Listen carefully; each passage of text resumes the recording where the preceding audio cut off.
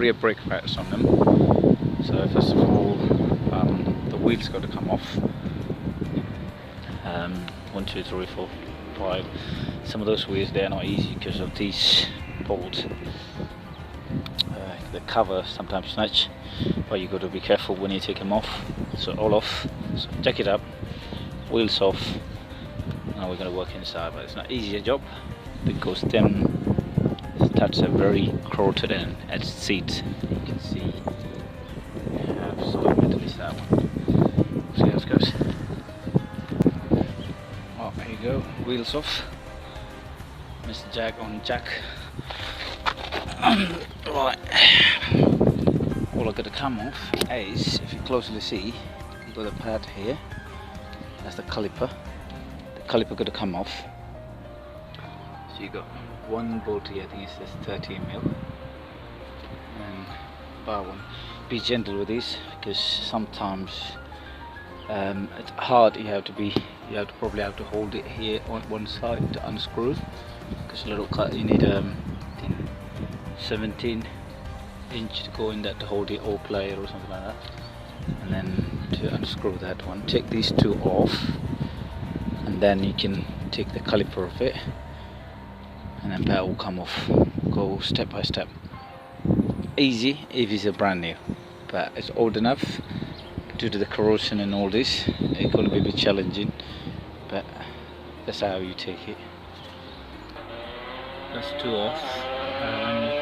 It was quite easy because whoever done the job, they done it right, because when they insert the screw, they put some application that won't got the corrosion or anything, so just look and protects it from the corrosion, so which is really good.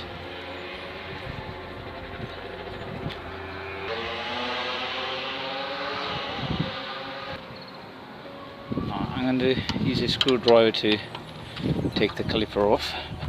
Before you do that, make sure release the handbrake, put it on gear, because when you release the handbrake, then only the pad will come off, otherwise it will be hard. Because if you put the handbrake on, you see that inside thing, it will be pushing the pad, it won't release the caliper.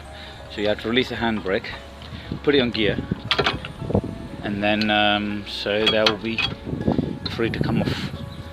So now you have to push that part in when you put the new pad in, because as you can see, that's the old one. Yeah, watch closely. That's all you got the meat left on that. This new one will be completely different. It may even have more on it. There you go. Anyway, I mean, it's still good to go on a little bit more, but it's worth to change it well in time. So let me show you the new one. It's a new one and the old one, so that's the difference. So you can see how much is worn out. It's only cost me £26. I think on offer £28, but however I got it on offer for £10 plus the labour whatever it is. So usually the garage will charge you about 60-70 quid to replace it, but it's only going to cost me £10.